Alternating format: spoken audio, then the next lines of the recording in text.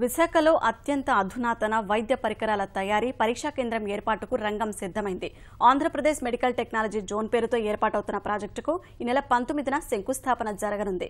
దిగ్గజ సంస్థల అధిపతులను, ఔత్సాహిక పారిశ్రామికవేత్తలను కార్యక్రమానికి ఆహ్వానించాలని నిశ్చయించారు. రాష్ట్రం మెడికల్ టెక్నాలజీ జోన్ ఏఎంటీజెడ్ పై సమీక్షించిన ముఖ్యమంత్రి చంద్రబాబు సంస్థ వెబ్సైట్ www.amtz.in ను ప్రారంభించారు. అధునాతన వైద్య పరికరాల తయారీ, పరిరక్షా కేంద్రం జోన్ ఏర్పాటుతో విశాఖ ప్రతిష్ట అంతర్జాతీయ స్థాయిలో మరింత పెరిగిందని చంద్రబాబు పేర్కొన్నారు.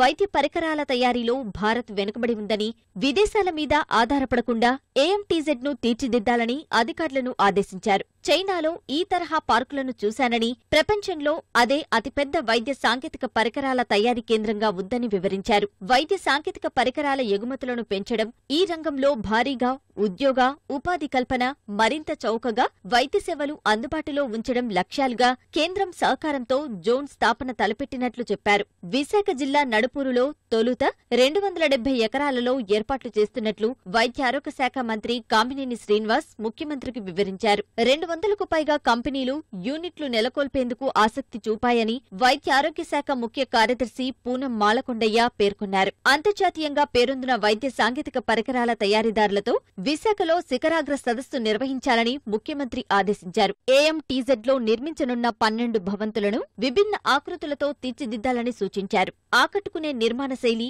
పచ్చదనం పరుచుకునేలా ల్యాండ్స్కేపింగ్, సౌర విద్యుత్ వ్యవస్థ, జల సంరక్షణ విధానాలతో భవంతులు ఉండాలని నిర్దేశించారు. శాస్త్రవేత్తలు, పరిశోధకుల కోసం అక్కడే మరో 50 ఎకరాలలో గృహ సముదాయాన్ని నిర్మించాలని ఆదేశించారు.